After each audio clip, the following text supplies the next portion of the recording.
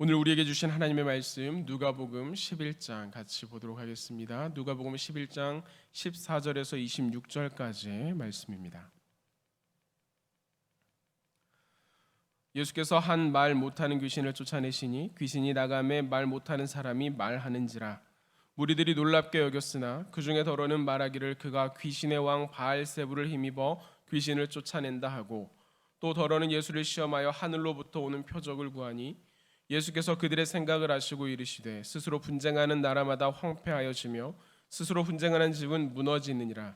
너희 말이 내가 바알세불을 힘입어 귀신을 쫓아낸다 하니 만일 사탄이 스스로 분쟁하면 그의 나라가 어떻게 서겠느냐? 내가 바알세불을 힘입어 귀신을 쫓아내면 너희의 아들들은 누구를 힘입어 쫓아내느냐? 그러므로 그들이 너희 재판관이 되리라. 그러나 내가 만일 하나님의 손을 힘입어 귀신을 쫓아낸다면 하나님의 나라가 이미 너희에게 임하였느니라. 강한 자가 무장을 하고 자기 집을 지킬 때에는 그 소유가 안전하되 더 강한 자가 와서 그를 굴복시킬 때에는 그가 믿던 무장을 빼앗고 그의 재물을 나누느니라. 나와 함께 아니하는 자는 나를 반대하는 자요 나와 함께 모지 아니하는 자는 해치는 자니라. 더러운 귀신이 사람에게서 나갔을 때에 물 없는 곳으로 다니며 쉬기를 구하되 얻지 못하고 이에 이르되 내가 나온 내 집으로 돌아가리라 하고 가서 보니 그 집이 청소되고 수리되었거늘 이에 가서 저보다 더 악한 귀신 7을 데리고 들어가서 거하니 그 사람의 나중 형편이 전보다 더 심하게 되느니라. 아멘. 이 말씀 가운데 하나님 주신 은혜가 우리 모든 성도님들 가운데 충만히 임하기를 주님의 이름으로 기원합니다.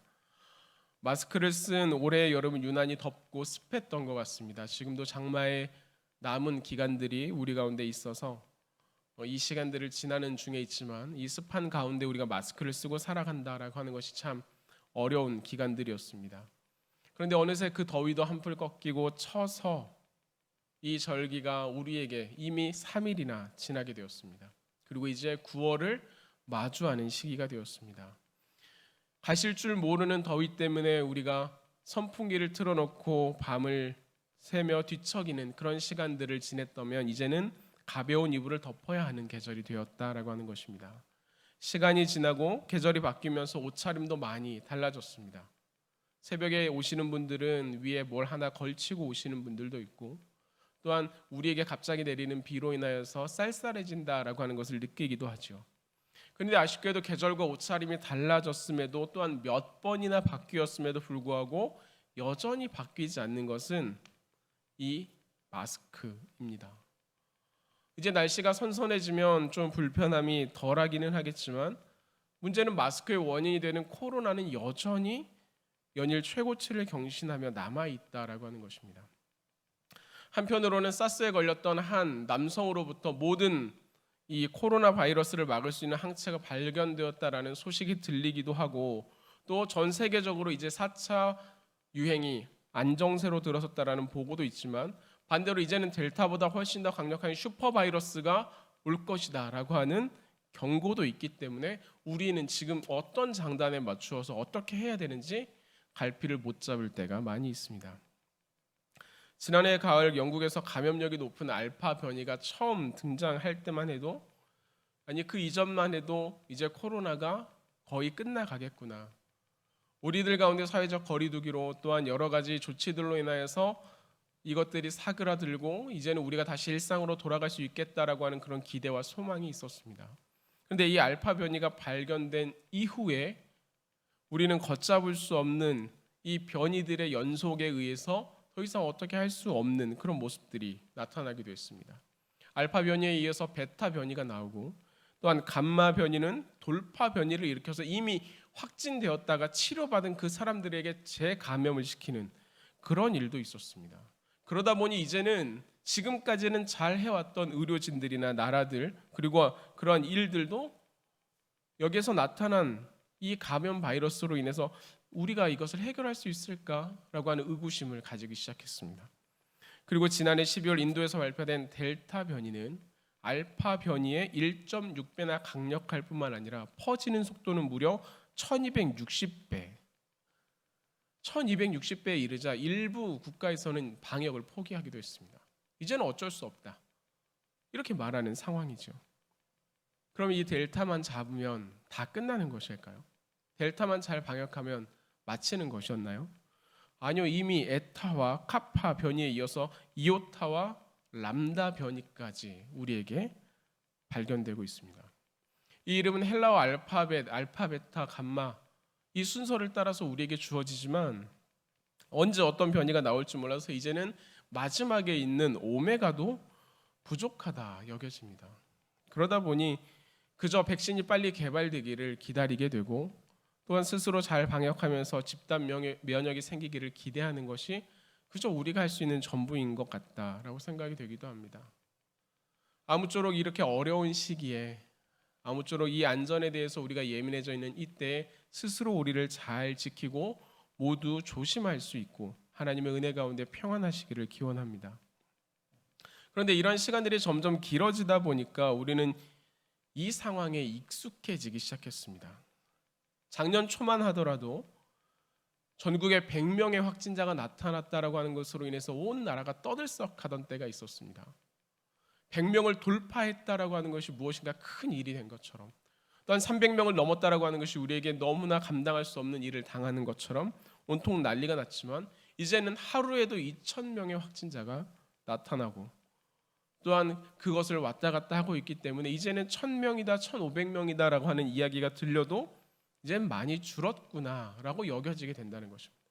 이제는 괜찮아졌나 보다라고 생각하게 된다는 것이죠. 정말 괜찮은 것일까요? 숫자가 2,000명에서 1,500명으로 1,500명에서 1,000명으로 줄었으니 괜찮은 것일까요? 백신과 여러 대처의 조화로 그런 어떤 조치로 우리가 어느 정도 괜찮은 상황을 경험할 수는 있지만 상황이 어떻든지 우리는 스스로 안전함을 지키지 않아서는 소홀히 해서는 안 됩니다. 조심해야 할 것에 무뎌지는 것, 괜찮지 않지만 괜찮다고 여겨지는 것, 우리는 이러한 익숙함에 대해서 경계해야 된다는 것이에요. 내가 경험한 최고치의 모습보다 지금은 조금 나으니까 나는 괜찮다 여기는 것? 아니요. 언제 우리는 어떠한 모습으로 바뀔지 모릅니다. 우리가 경계하지 않으면 언제든 무너질 수 있다라고 하는 그런 주의가 있는 것이죠. 오늘 성경에는 이런 무너진 사람이 등장합니다. 그 사람은 예수님께서 제자들과 함께 여러 곳을 다니시며 하나님의 나라의 복음을 전하고 아픈 이들을 고치는 과정 가운데 만난 귀신 들린 사람이었습니다. 귀신 들린 사람의 모습이 어떠한지 마가복음은 우리에게 특징적으로 굉장히 여러 사람을 등장시켜 보여주고 있는데요.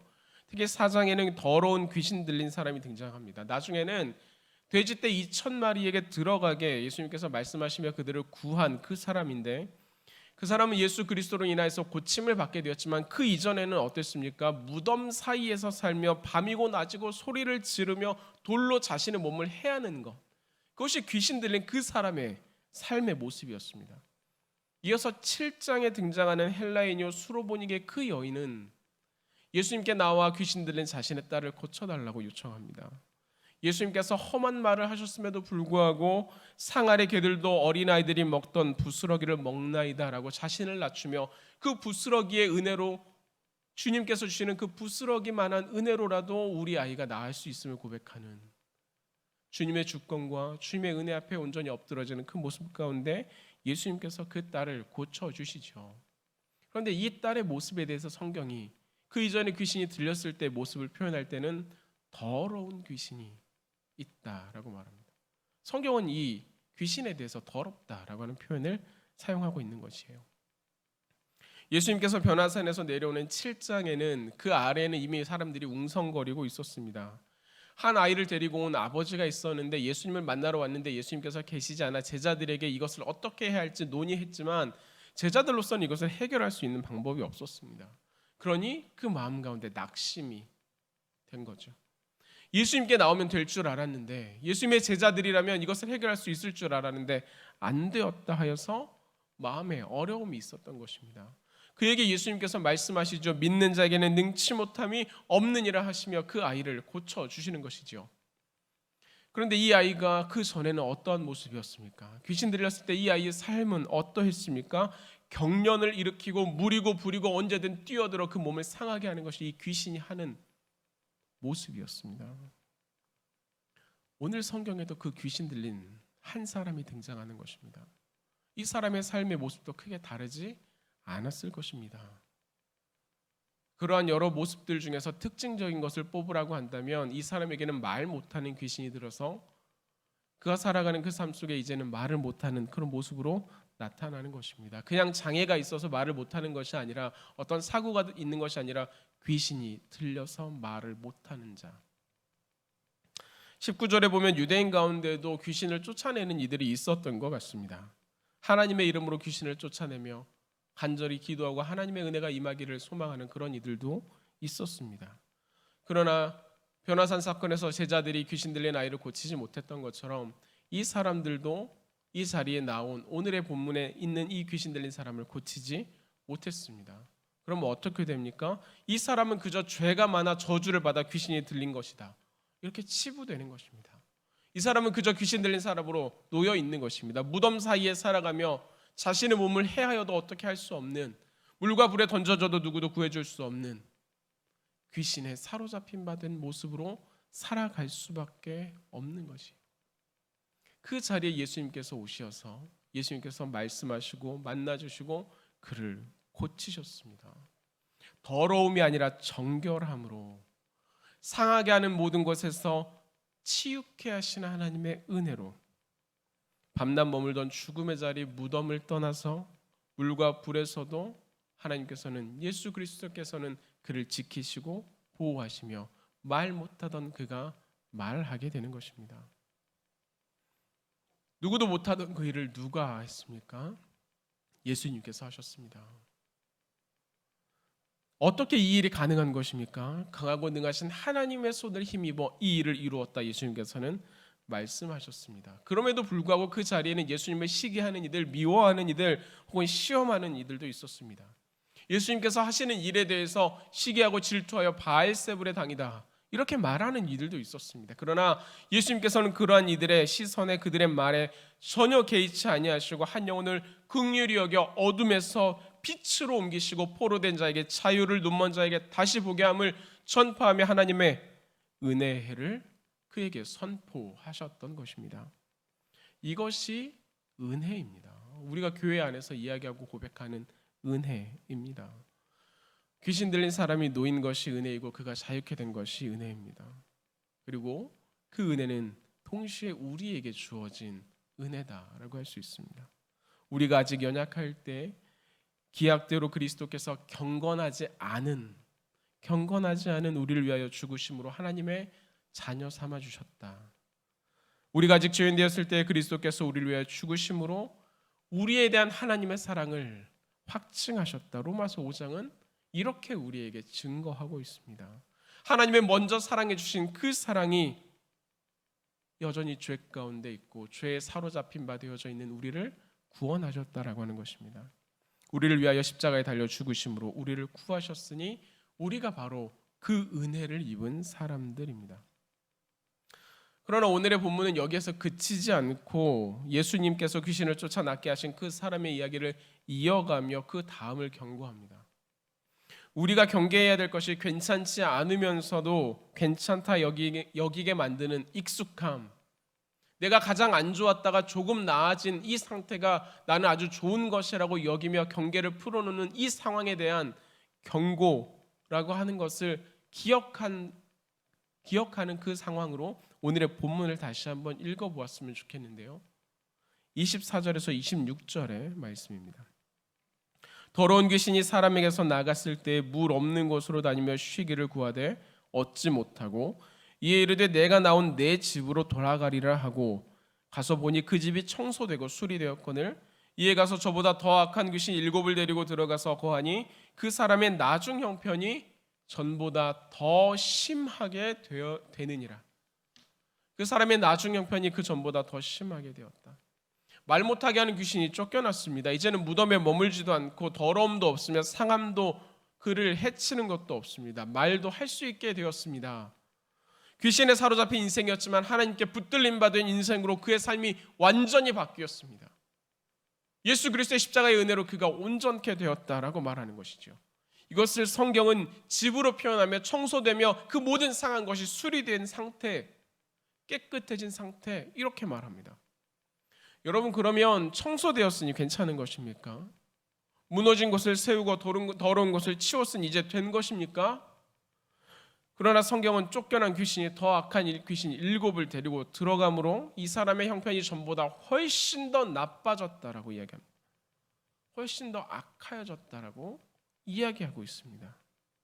청소되고 수리되었으나 예수 그리스도를 주로 모시지 않은 그 집, 그 안에 하나님을 모시지 않은 그 집은 빈집과 같아서, 때로는 내가 주인이 되고 내가 있으니 괜찮다라고 여기는 교만한 집과 같아서 그곳 가운데 그 귀신이 들어간 것입니다.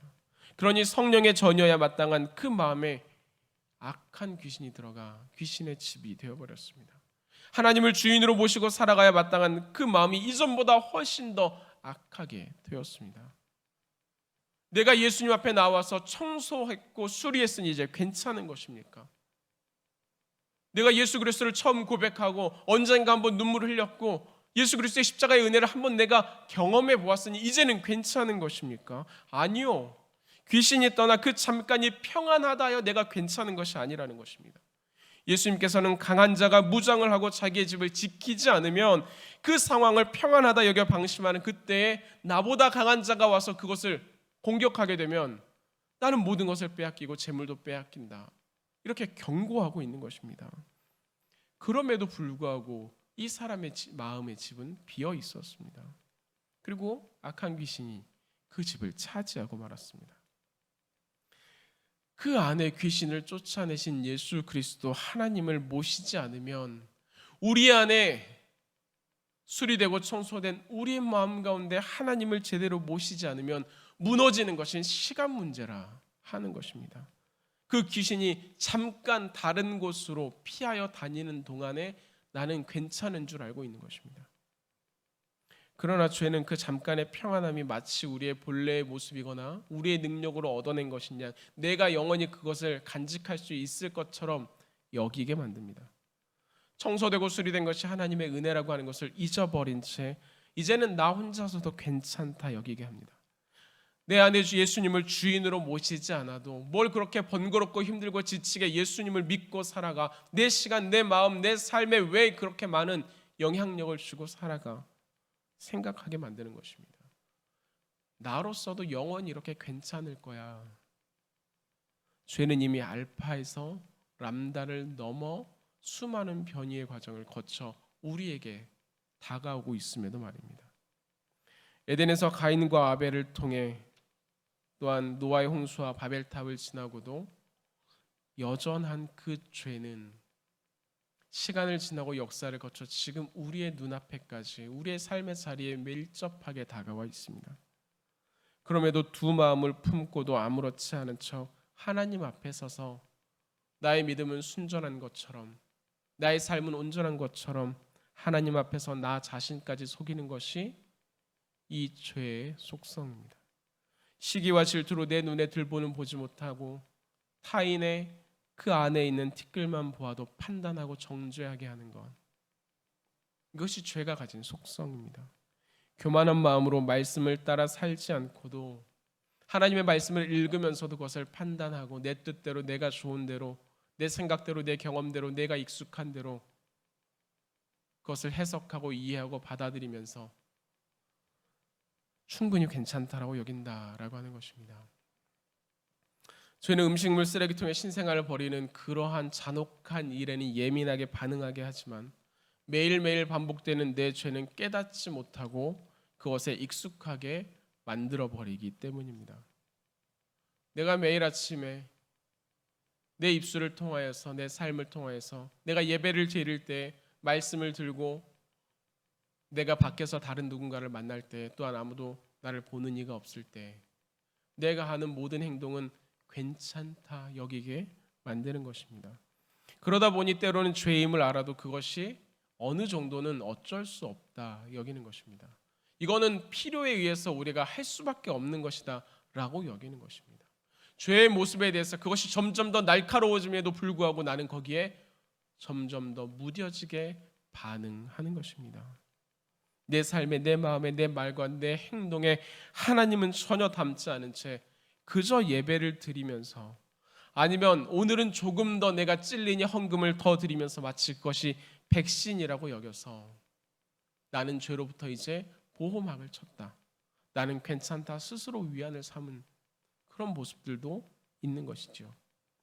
그러나 우리가 백신을 맞는다고 되는 것입니까?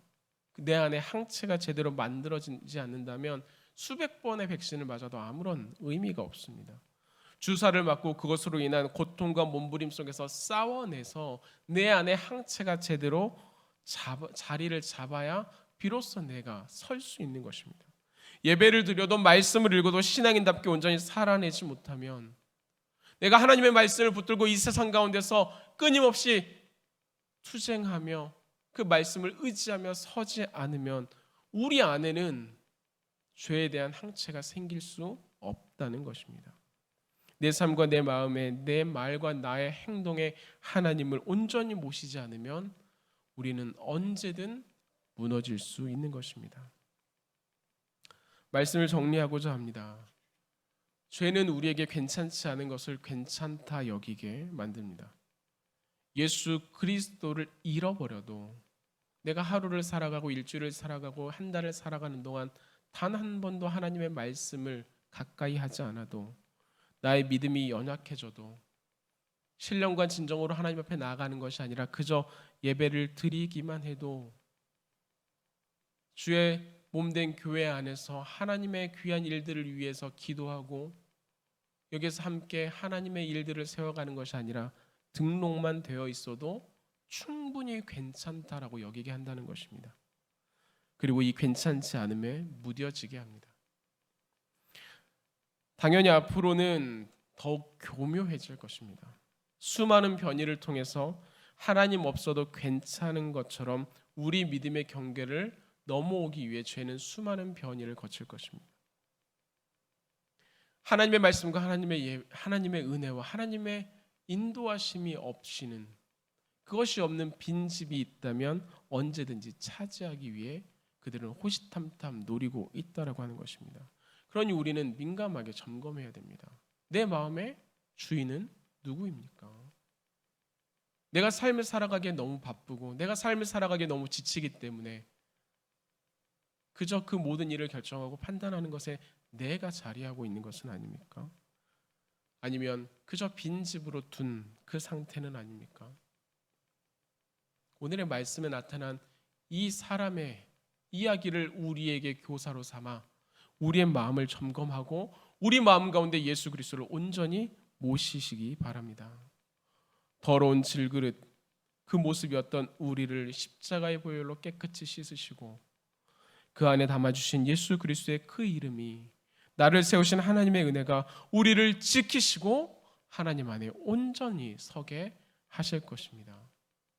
그러니 우리가 우리의 입술로 우리의 마음으로 고백하며 구하며 붙들며 나가기 원합니다.